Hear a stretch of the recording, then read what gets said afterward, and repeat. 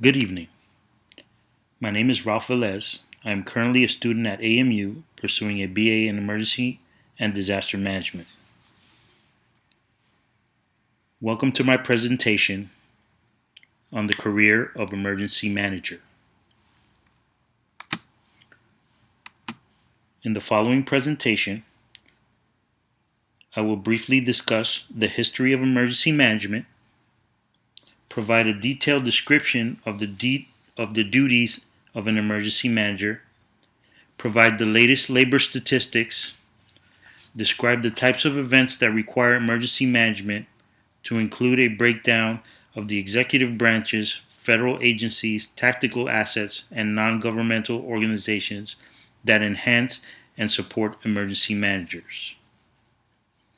But first, let us get into the history of emergency management. In December of 1802, the city of Portsmouth, New Hampshire, experienced one of the largest disasters in American history. Local resources and emergency responders were completely overwhelmed and ill-equipped to handle the event. This prompted a swift response from Congress, leading them to pass the Congressional Relief Act of 1803. This act enabled the federal government to become involved in local disasters. Almost 150 years later, the Disaster Relief Act of 1950 granted presidential authority for the issuance of disaster declarations, allowing federal agencies to provide direct assistance to state and local governments. In 1952, President Truman issued Executive Order 10427, stating that federal disaster assistance was designed to supplement and not supplant local and state resources. In 1979, President Carter's executive order led to the creation of FEMA. And in 1988, the Stafford Act was enacted by presidential declaration, allowing federal funds and assistance to be released in the event of federal emergency. In 2006, President Bush enacted the Post-Katrina Emergency Reform Act, which allows for special services for disabled persons in an emergency situation. So what is the job of an emergency manager? An emergency manager is an individual charged with creating a framework within which communities reduce vulnerability to threats or hazards and cope with disasters. According to the Department of Labor Statistics, the need for emergency managers is growing every year, and so is the salary. The median salary for an emergency management worker is about $67,000 per year with a bachelor's degree and 5 years of related work experience. The need for emergency managers is expected to increase by 6%, creating 700 new jobs over the next 8 years. So what would constitute the need of emergency management services and personnel? In short, any kind of disaster, either natural or man-made. Natural disasters are, by self-explanation, anything that can cause a disaster through natural occurrences, or as some would say, act of God. Examples of these would be Hurricanes Katrina and Sandy, and the recent flood in Louisiana that is currently accepting assistance from federal services. In contrast, man-made disasters can either be completely accidental or intentional, such as terrorist attacks, chemical explosions, nuclear meltdowns, or environmental disasters such as the Deepwater Horizon oil spill off the coast of Louisiana in 2008. Examples of this would also be the terror attacks of 9/11, largely responsible for the creation of the Department of Homeland Security and the passing of the USA Patriot Act. When dealing with an emergency, there are different agencies that handle issues at different levels. Tactical agencies and personnel are authorized by law enforcement to enforce laws in an emergency situation, even by force if necessary, and they are typically armed.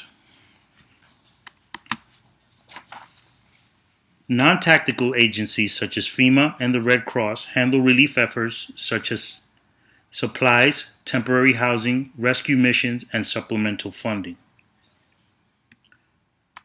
In order for emergency management to do their job effectively, they must look to three primary resources to complete their missions. The incident command system organizes multiple systems, operations, personnel, resources, and procedures under one central management umbrella to ensure smooth communication and a unified agenda in an emergency crisis situation. The National Incident Management System and the National Response Framework provides a consistent nationwide template to enable all government, private, and non-governmental organizations to work together during domestic incidents. Directed by FEMA, these systems also determine the allocation of funds and services in disaster situations. Preparedness. Preparedness encompasses training, planning, and the procuring of resources such as food, water, and medication stockpiles. In addition to gathering intelligence and performing surveillance activities to identify potential threats, emergency response exercises are carried out periodically to assure the adequacy of planning efforts and depend on feedback gathered by after-action reports so as to improve emergency response plans. Response. Response encompasses the evacuation of victims through deployment of response teams, medical stockpiles, and other assets while simultaneously establishing incident command operations. Recovery operations are intended to restore essential services and repair damages caused by the event. Recovery activities may include the reconstitution of government operations and services such as fire, police, and schools. Mitigation. Mitigation is an activity emergency managers spend most of their time on in conjunction with preparedness activities. Mitigation activities include the revision of building codes that address risks such as fires, high winds, and earthquakes. In addition to the enforcement of zoning rules that restrict construction of structures in floodplains, an emergency manager will make recommendations for rebuilding damaged structures with more resilient materials, as well as conduct flood mapping to identify low-lying areas and relocating homes and structures located in flood-prone areas. We'll now move on to present and future threats. It is apparent that the effects of global warming are intensifying storms and wreaking havoc on communities in our nation. The same is also true with regards to the threats posed by terrorist organizations that wish to carry out terrorist actions in the United States intent on mass destruction and mass casualties. In addition, the failure by leaders at local and state level to prioritize the need to allocate funds for the purposes of reconstructing aging infrastructure such as roads, bridges, tunnels, and waterways also pose a significant threat to communities that an emergency manager serves. Finally, the potential for large pockets of civil unrest caused by growing volatility in our political atmosphere create a climate of fear and distrust among the community and often open the door to protests. Additionally, the passing of unjust verdicts in a seemingly lopsided judicial system as depicted in recent events also pose a threat to the public, critical infrastructure, and personal property.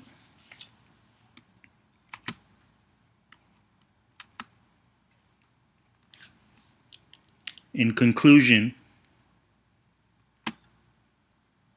emergency management is a vital and important field. It has grown exponentially since the inception and continues to grow. Without it, this country would be left without vital recovery resources and protection during and after a disaster.